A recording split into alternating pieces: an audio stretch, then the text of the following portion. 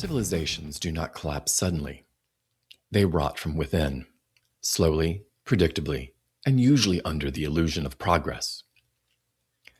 The psychic trauma visible across Western society today is not accidental.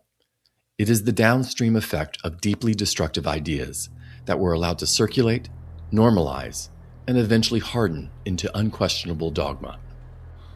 Chief among these is modern feminism, which has drifted far from any legitimate concern for justice or equality, and has become an ideology openly hostile to motherhood, marriage, family, and ultimately civilization itself.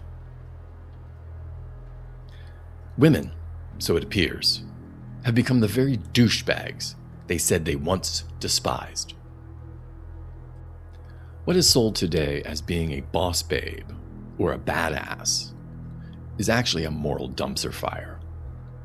It replaces the virtues that once sustained families and communities, like sacrifice, restraint, continuity, responsibility, with things like entitlement, narcissism, and hypermaterialism. This was not an organic movement arising from female lived experiences. It bears the unmistakable fingerprints and engineering of PR firms, corporate exploitation, and corrupted academia. Centrally managed narratives embedded deep into the female subconscious and society at large. For most of human history, women were not merely participants in civilization. They were a stabilizing influence. As mothers, wives, and community anchors, they provided continuity across generations. Humanity flourished under this arrangement, not because it was perfect, but because it was aligned with biological, psychological, and spiritual reality. Today, those roles are framed as oppression, while meaning is sought instead in a dehumanizing marketplace that treats sex, youth, and beauty as commodities to be monetized. Modern feminism encourages women to abandon purpose in favor of competition and ideology. Promiscuity is rebranded as liberation. Consumption is sold as fulfillment. Independence means trading family interdependence for student debt, soul-sucking wage labor, and emotional isolation. Social media overflows with millions of women competing for attention, capitalizing on the male gaze while simultaneously resenting it. This is not empowerment. It's exploitation dressed up as choice. Ideologically, feminism is now nearly indistinguishable from critical theory. What may have once resembled a civil rights movement has become an engine of grievance, dividing the world into oppressed versus oppressor, vibrating at a low frequency, nihilistic. These are not ideas that foster peace, reason, or love of thy neighbor. They cultivate envy, bitterness, and perpetual dissatisfaction. And here we are. In 2025, women across Western civilization are statistically the most unhappy they have ever been. Yet responsibility is never assigned to the ideas themselves. Entire societies were reorganized to accommodate promiscuity and female economic independence, under the belief that meaning could be re-engineered away from family, faith, and tradition. The result has not been liberation, but loneliness.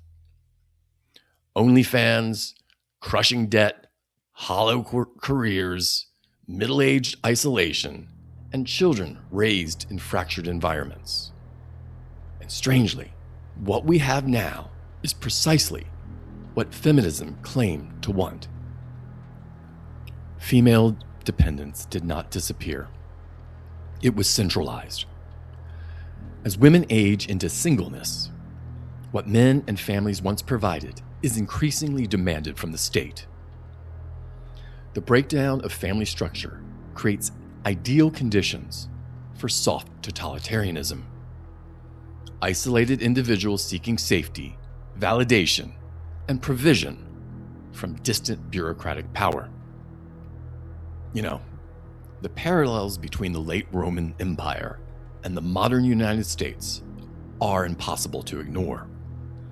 Great civilizations fall when they spread themselves too thin militarily, debase their currency, expand state dependency, become demoralized, and sink into decadence. A particularly reliable indicator of collapse, as JD Unwin demonstrated in Sex and Culture, is the loosening of female sexual boundaries. No civilization survives more than a few generations after abandoning restraint. Calls to smash the patriarchy are not calls for justice. They are calls to dismantle the very structures that made advanced civilization and female privilege possible. Patriarchy, properly understood, is not oppression. It is the civilizational framework built through male sacrifice, discipline, and deferred gratification. To destroy it is to invite in darkness, chaos, and regression, wrapped, of course, in well-worn propaganda. Historically, men build civilizations and have a vested interest in maintaining them. When civilizations fall, women tend not to defend them. They adapt, switch loyalties, adopt the conqueror's values, and mate accordingly. Women, as a class, have little intrinsic investment in civilization continuity beyond what benefits them personally. It is therefore tragically ironic that the most free, equal, prosperous, and pampered women in all of recorded history are now actively denigrating the civilization that afforded them these privileges. We are entering into an era of profound tragedy and absurdity. Institutional corruption has become widespread. Totalitarian tendencies are rising. Economic collapse and global conflict loom. Yet, strangely, for some, the dominant cultural concern is when teachers, bureaucrats, activists should be allowed to discuss sex, kink, pornography, drag performance, and incoherent gender theory with children as young as 5. The United States has descended into such over-the-top decadence that the rest of the world openly mocks us. Middle-class women, particularly white women, are being used as tools, unaware that their behavior is divisive and destructive. They, and especially the children, are suffering the consequences. A shocking number of women have turned their backs on protecting young and nurturing community, roles once considered sacred, in favor, of course, for narcissistic pursuits, promiscuity, and tearing down the structures built for them. What is rarely acknowledged is the female shadow. Women are not merely sugar and spice and all things nice. Like men, they possess envy, aggression, sexual chaos, and destructive potential. When unintegrated, this shadow does not disappear. It manifests collectively.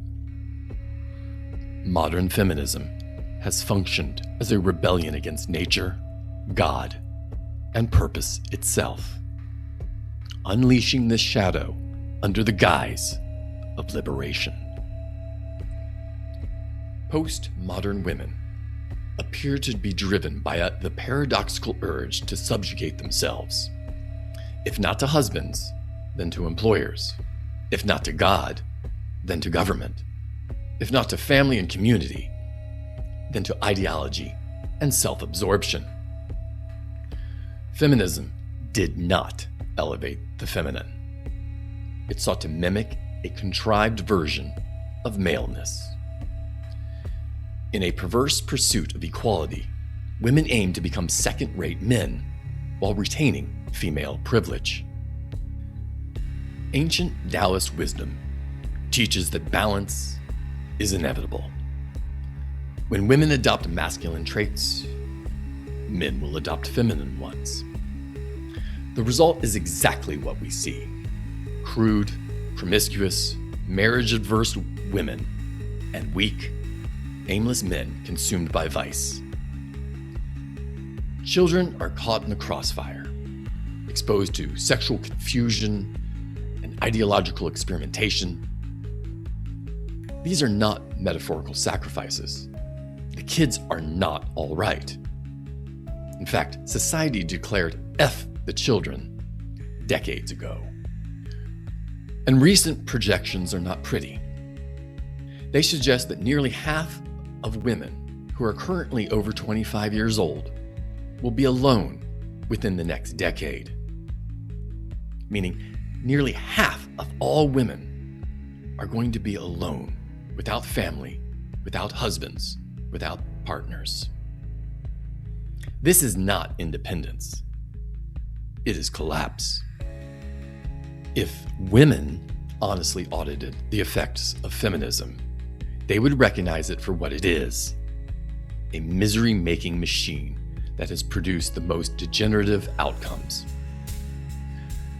The current rebellion is against nature, God, reason, science, and ancient wisdom, fueled not by insight, but by arrogance, and by lies sold by corporations so they could profit, and governments so they could consolidate power. Women, by following high-status women, celebrities, influencers, media figures, have been used as tools and useful idiots. The most privileged women in all of human history are tearing down the very structures that made their privilege possible. History suggests they will get exactly what they are looking for. Hard times do not arrive because people wanted them. They arrive because people destroyed the things that prevented them. There is an alternative. Join the consciousness revolution.